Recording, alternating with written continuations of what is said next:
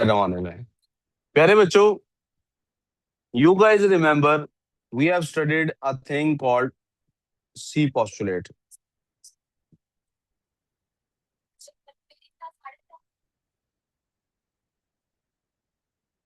and we have studied something called Z postulate. वालेकुम सलाम ma'am, कैसी हैं? Ma'am I am really sorry, मैंने लेट शुरू किया है। मैं थोड़ी सी देर 10-15 मिनट दे दें मुझे, मैं छोटी क्लास ले लेता हूँ। बंदा ईद मुबारक की क्या लेता आगे। मैं आपको 10 मिनट बाद दे दूंगा क्लास में। 4:45 पे दे दूंगा। 4:45? नहीं नहीं, यहाँ घड़ी आ गई है ये। सी पॉस्टुलेट में आपने स्टडी किया था बेटे। अगर दो लाइंस पैरेलल हो, अगर दो लाइंस, प्लीज आपकी तवज्जो मेरी तरफ नहीं है। मैं माजरत खाऊं कि आपको अगर अभी तक इतनी अकल नहीं आई कि किधर तवज्जो होनी चाहिए। अगर दो लाइंस पैरेलल हो तो ये जो एंगल्स हैं, let's call them angle A and angle B. Angle A plus angle B will be equal to 180 degrees. ये किसी भी तरह से बनी हो, इससे फर्क नहीं पड़ता। दो लाइंस पैरेलल हैं,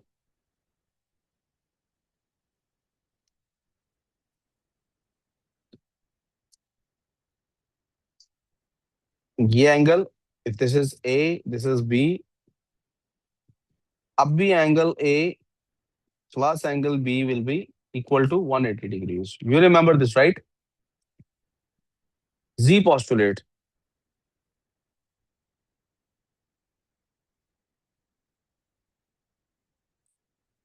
या आपके नोट्स आप निकल आने चाहिए, उस पर ही काम करना।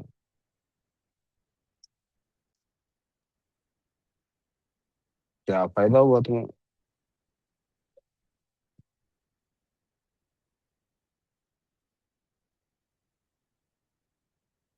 जी पॉस्टुलेट सजेस्ट कि अगर दो लाइंस पैरेलल हैं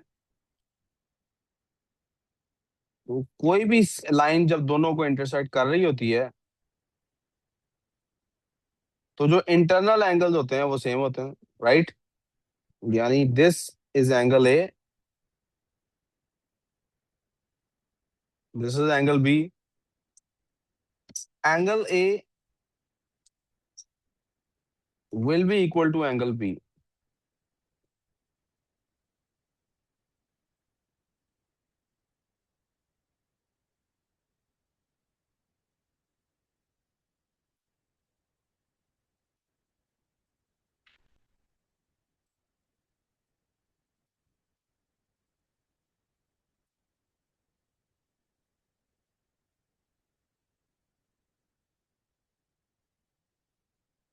Let's call this angle B instead of this. Let's call this angle A. Angle A will be equal to angle B. आपको आई होप ये याद है, यहाँ तो कोई मसला। And you should also remember, हमने स्टडी किया हुआ है, we have already studied sine theta is equal to perpendicular over hypotenuse, cos theta is equal to base over hypotenuse, and tan theta is equal to perpendicular over base. यहाँ तो कोई confusion? इन सबको मिला के हमारे पास एक सिचुएशन बन जाती है जिसके अंदर हमारे पास एक नया टॉपिक खुलता है जिसको कहते हैं angles of elevation and depression. आमतौर पे एग्जांपल किस किस्म की आती है कि यहाँ पर कोई क्लिफ है या कोई प्लाजा है, कोई प्लाट है, कोई देयर इज समथिंग जिसके यहाँ टॉप पर कोई चीज है और यहाँ दूर कहीं कोई बोट आ रही है, लेट्स मेक अ बोट। यहाँ पर कोई बोट है और वो कहते हैं जनाब ये बिल्कुल इसके लेवल पे है। अब वो कुछ भी आपसे पूछ सकते हैं। They might ask you for this distance,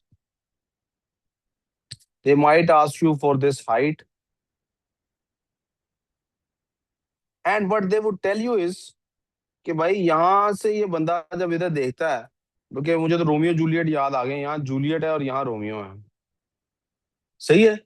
तो भाई इनका आपस में कोई एंगल ऑफ एलिवेशन या एंगल ऑफ डिप्रेशन होता है। भाई ये जो एंगल है ना, कौन? This is called angle of elevation. कौन सा एंगल है ये? और भाई एलिवेशन। इधर जाएं तो this is called angle of depression. भाई किसी को मसला?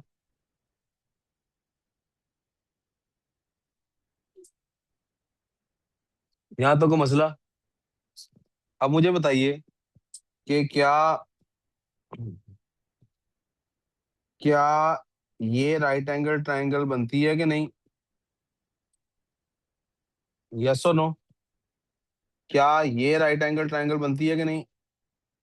क्या राइट एंगल ट्रायंगल पे सारे साइन कॉस टैन लगाए जा सकते हैं?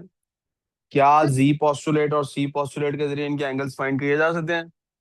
ध्यान में सिर्फ क्या रखना है कि भाई एंगल जौन सा लेते हैं उसका ऑपोजिट परपेंडिकुलर होता है। यानी अगर आप एंगल लेंगे ये वाला तो ये परपेंडिकुलर है और ये बेस है। और अगर आप एंगल लेंगे ये वाला तो ये परपेंडिकुलर है और ये। और दूसरी बात क्या ध्यान में रखनी है कि ये एंगल दिया हुआ है तो ये और ये मिलके 90 बनते हैं। ये एंगल दिया हुआ है तो ये और ये मिलके। तीसरी और आखिरी बात क्या याद रखनी है, ये एंगल इस एंगल के इक्वल होगा, G positive. That's all for the topic, that topic has ended.